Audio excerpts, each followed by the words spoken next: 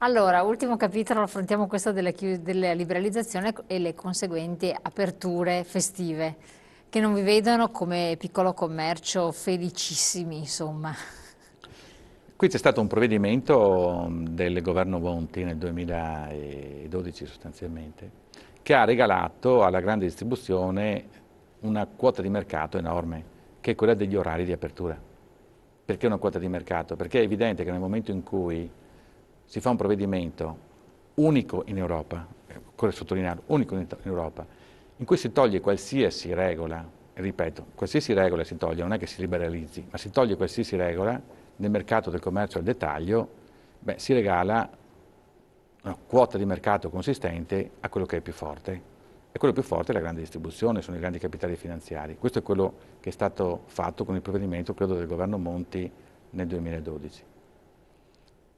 Per quale motivo? Perché in realtà non c'è un'esigenza da parte dei consumatori di voler assolutamente andare ad acquistare la domenica, questo lo vediamo, ma c'è, anche perché le domeniche i consumatori nell'arco di una provincia, di una regione, di un comune hanno le opportunità di acquisto.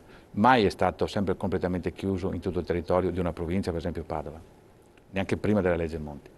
Ma il fatto di avere un minimo di regole da rispettare fa sì che ci sia un tetto massimo di ore rispetto al quale ogni azienda riesce a strutturarsi. Mi spiego meglio, se ci mettiamo un tetto di 50-60 ore settimanali, sappiamo che nell'utilizzo dei dipendenti, dei commessi che c'è, ci si organizza rispetto a questo. Se invece, come avviene in Italia, l'orario di apertura teoricamente può essere dalla domenica a mezzanotte fino alla domenica successiva a mezzanotte, cioè sempre, non è in grado nessuna piccola struttura, piccola e media struttura, di reggere. Infatti quelli che sono andati più in difficoltà sono i supermercati, i mini market e i magazzini di abbigliamento. Questo poi è avvenuto anche nel contesto di una crisi delle famiglie e dei consumi notevole che misuriamo ogni giorno. Quindi io su questo lo voglio essere molto chiaro, non è stata una legge, come si vuole far credere, di liberalizzazione del mercato, non è quella. Il libero mercato prevede sempre un minimo di regole a tutela dei consumatori, a tutela della concorrenza, che permetta quindi alle piccole imprese e alle medie imprese di essere competitivi con le grandi. Queste sono le regole fondamentali. Nel commercio tutto questo è sparito, da un punto di vista sia della programmazione commerciale, sostituita dalla programmazione urbanistica, e da un punto di vista degli orari, che era l'ultima tassello che ci permetteva di competere alla pari, è stato tagliato anche questo. I risultati non sono quelli però con cui la grande distribuzione e in parte il governo Monti ci avevano illuso, nel senso che avevano detto che le aperture domenicali provocheranno un incremento occupazionale nel settore della distribuzione, un aumento dei consumi. Tutte e due le cose non sono avvenute, anzi, i consumi, lo abbiamo visto, continuano a crollare. L'occupazione non c'è perché rispetto al fatto che avviene qualche nuova occupazione in termini spesso molto precari, come li abbiamo visti qui a Padova, nella grande distribuzione, dall'altro lato abbiamo una perdita di 4 posti di lavoro ognuno occupato nella grande distribuzione, 4 vengono persi nel mondo della piccola distribuzione. Quindi questo è il dato. In tutti e due i casi i dati oggi sono statistici, non sono più cose che Infatti, possiamo no, utilizzare a quello che nostro cioè, piacimento. spaventa, si sono persi dal 2011 al 2013 63 miliardi e 200.000 unità in meno e 20.000 occupati meno nel solo Veneto, con dati di Veneto Lavoro questi, quindi Sì, sono dati in mezzo 20.000 al lavoro. 20.000 occupati sono tanti nel settore del commercio, non sono numeri di poco conto.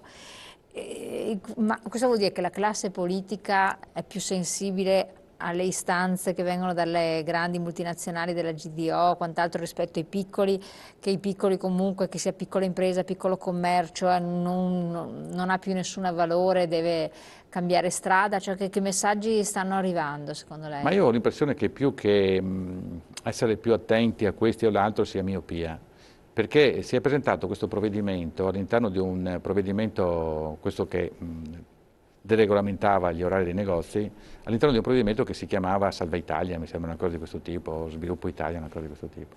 Quindi pensando che basti in un settore come questo dire fate quello che volete perché aumentino occupazione e lavoro. Quindi secondo me una grande parte di miopia, perché nessuno, ripeto, nessun paese in Europa ha adottato questo sistema. Ecco, i messaggi dicono che è giusto lasciare i negozi aperti nei piccoli centri per il turismo, ma non nei centri commerciali grossi, quindi le persone sarebbero favorevoli nei centri turistici per dare vitalità. Almeno questi messaggi che più o meno stanno arrivando. Questa normativa c'era anche prima dell'intervento della legge Monti, nei centri storici, nei comuni di interesse turistico, i negozi potevano aprire tutte le domeniche. Mentre invece non potevano essere aperti nei centri commerciali e nelle grandi distribuzioni fuori dai comuni turistici e dai centri storici. Questo era ovviamente una normativa che permetteva diciamo così, una crescita competitiva da parte di tutti e due. Vede, perché non sono convinto che si tratti solo di miopia? Perché oggi, a distanza di 3 anni, alcune regioni, quindi i parlamentari, i politici di alcune regioni, stanno cercando di produrre, di mettere in moto tutto il meccanismo per avviare un referendum che faccia ritornare la legge a quella che era prima di Monti. Quindi state organizzando questo referendum? Sta organizzando questo referendum che deve essere promosso da 5 regioni, già 4, i consigli regionali di 4 hanno adottato il provvedimento, Umbria, Molise, Veneto, Lombardia. Stiamo aspettando a giorni il provvedimento in Toscana e in Emilia-Romagna, a cui dovrebbe aggiungersi la Sicilia.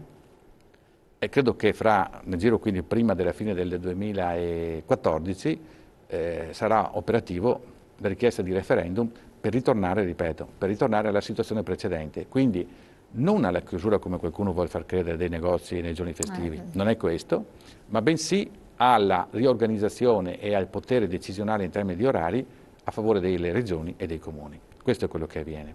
Poi, deve essere molto chiaro anche questo, si continuerà ad aprire meccanismi diversificati alla domenica, i consumatori potranno andare a fare acquisti anche la domenica nelle aree previste e con un minimo di regole, insomma, che sono quelle che permettono le cose che dicevo prima.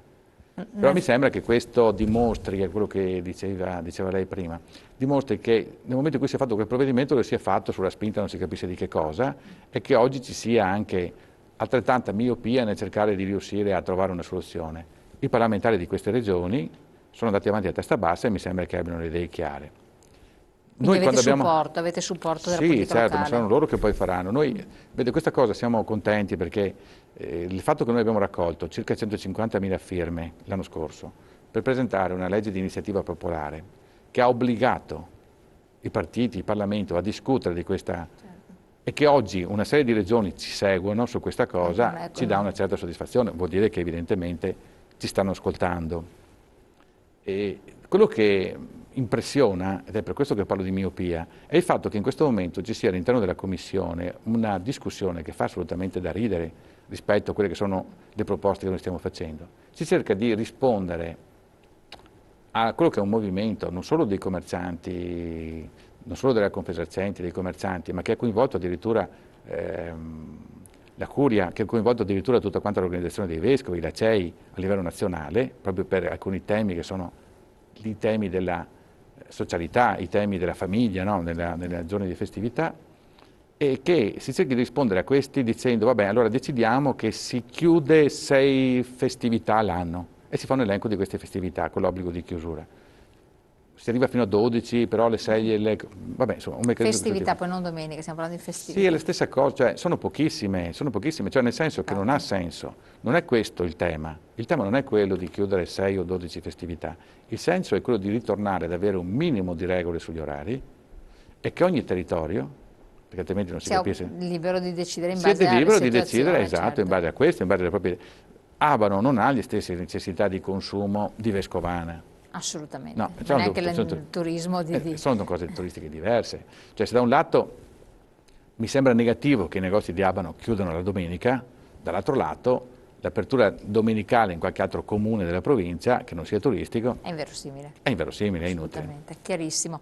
Ringraziamo il nostro direttore di essere stato qui con noi, di averci supportato, chiarito alcuni aspetti che erano quelli principali. Per quel che riguarda altri messaggi, le risposte le daremo magari proprio domani sera, che parleremo anche della legge di stabilità, della proposta della legge di stabilità, parleremo di altri aspetti, un po' di politica generale, quindi riceveranno risposta in un'altra sede. Grazie ancora di essere stato qui con noi, grazie a voi di averci seguito. Grazie a voi.